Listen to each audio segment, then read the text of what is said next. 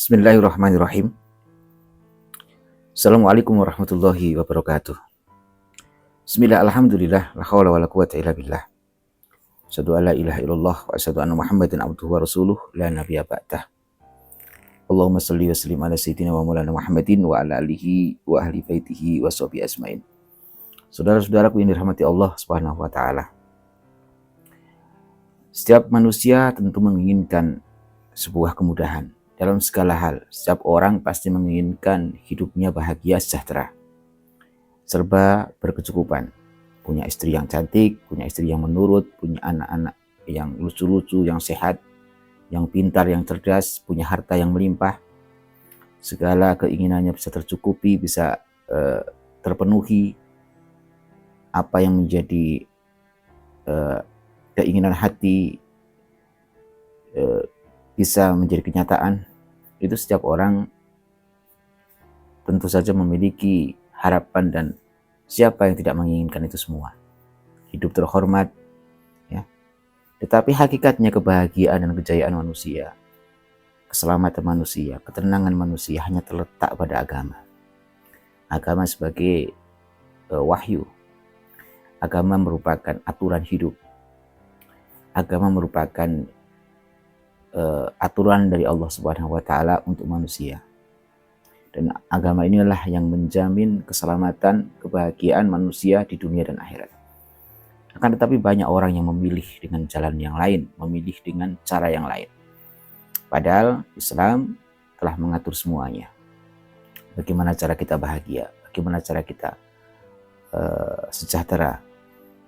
Saudaraku yang dirahmati Allah Subhanahu wa taala, di dalam kitab Nasoiul Hibad, dalam makalah yang ke-29,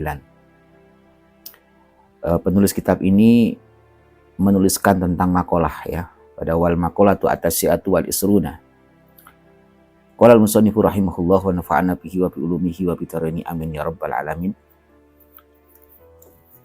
Kita mutolaah kitab Nasoiul Hibad, ya, sambil santai sebelum kita menjelang tidur istirahat.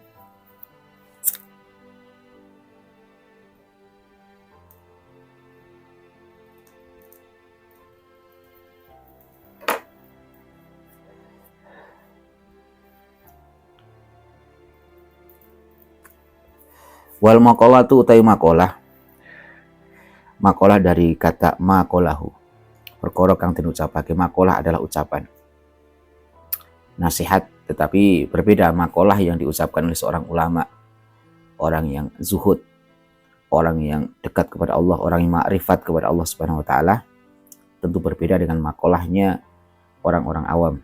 Apalagi maqalah yang sesuatu yang keluar dari orang yang memiliki hati yang busuk, memiliki hati yang penuh dengan kedengkian, kebencian, ya, maka tentu saja berbeda.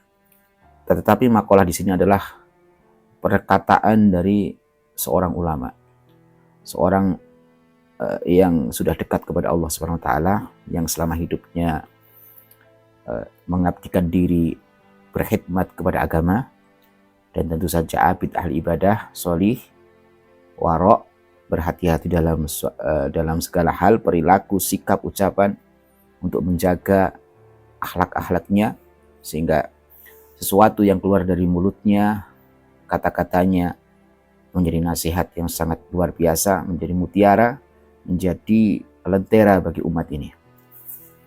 Wal maqalatu utai maqalah atasi'atu kang kaping songo, wal isruna lan 20, maqalah ataupun nasihat yang ke-29, iku an Hamidil Lafafi, dari Hamid Al-Lafafi rahimahullahu taala anhu.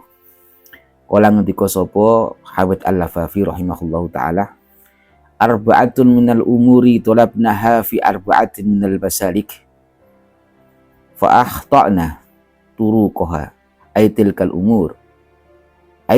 umuril al-arba'ati wajadnaha fi arba'atin ukhra. Kata beliau, makalah ini diriwayatkan dari Hamid Al-Lafaf radhiyallahu anhu. Sungguhnya beliau berkata, saya telah mencari 4 hal dalam penelusuran, dalam penelitian, dalam percobaan, ya. Tetapi ternyata saya salah jalan. Jadi kata-kata arba'atun minal umur, arba'atun utawi perkara papat minal umuri saking pira-pira perkara iku tolapnaha nyuprih sapa ingsun ing umur fi arba'atin ing dalam perkara kang papat, ing dalam perkara papat minal masaliki saking pira-pira dalan. Maksudnya saya mencoba melakukan penelitian, lakukan penelusuran pada 4 hal, ya, tetapi ternyata fa'ahtona turukuha aitilkal umuri al arba'ati, ternyata jalan yang saya teliti, yang saya telusuri ini salah. Fawajadnaha fi arba'atin, ternyata saya mendapatkan dari 4 hal yang lain. Ya, fawajadnaha mongko nemu sapa ingsun ing umur fil arfi arba'atin ing dalem perkara papat uhra kang meneh minal masalik nyatane saking pira-pira dalan. Yang pertama adalah tolabna al-ghina al-yasara fil mali fawajadnahu al-ghina fil qanaati. Saya mencari kekayaan dalam harta, tetapi saya menemukannya dalam hidup yang qanaah, yakni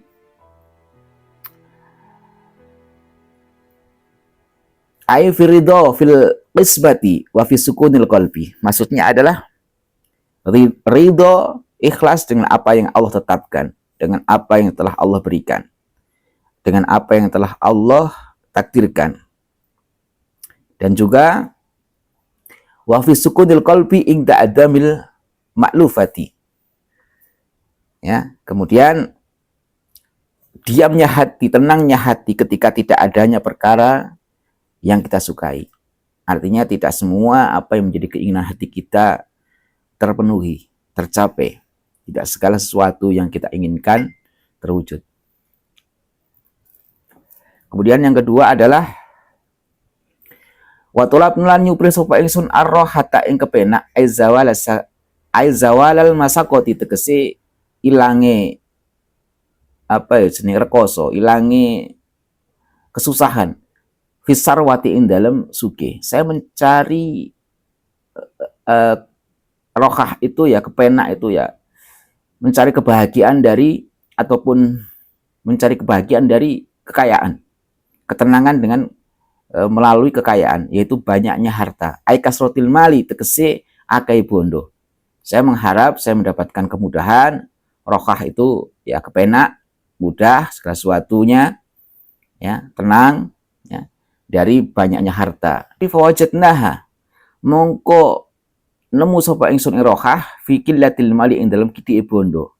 Tetapi saya justru menemukan dari semua itu dari sedikitnya harta. Wa tulabna lan nyubra sapa ingsun alladati ing kepenak bi halawati dzauqi. Kemudian saya mencari kenikmatan manisnya rasa, cerahnya penglihatan, wa nuril basori wa khudrul marjui fin nikmati wa hiya ma kusita bihi an-naf'u. Saya mencari kenikmatan manisnya rasa, cerahnya penglihatan, dan datangnya sesuatu yang kita harapkan di dalam hal yang dianggap nikmat, yaitu barang yang diharapkan kemanfaatannya. Tetapi saya menemukannya pada badan yang sehat. Tetapi di sini justru wajadnaha alladzati fil badani as-sahihi. Saya justru mendapatkan, saya berharap mendapatkan kenikmatan dari segala sesuatu, dari mata yang bisa melihat sesuatu yang indah-indah, ya, dari indera makan sesuatu yang enak-enak, bisa merasakan sesuatu yang nikmat. Tetapi ternyata saya mendapatkan itu dari al-badani sahih, fil badani sahih, dari badan yang sehat. Wa talabna al-ilma fi batnin sibgin fawajadnahu fi batnin ja'in. Saya berharap mencari ilmu dengan perut yang kenyang, tetapi ternyata saya mendapatkan ilmu di dalam perut yang lapar. Artinya apa yang bisa kita ambil dari makalah ini? Bahwa tidak semua sesuatu yang indah menurut kita, baik menurut kita, baik juga menurut Allah. Semoga bermanfaat. Wallahu a'lam bishawab.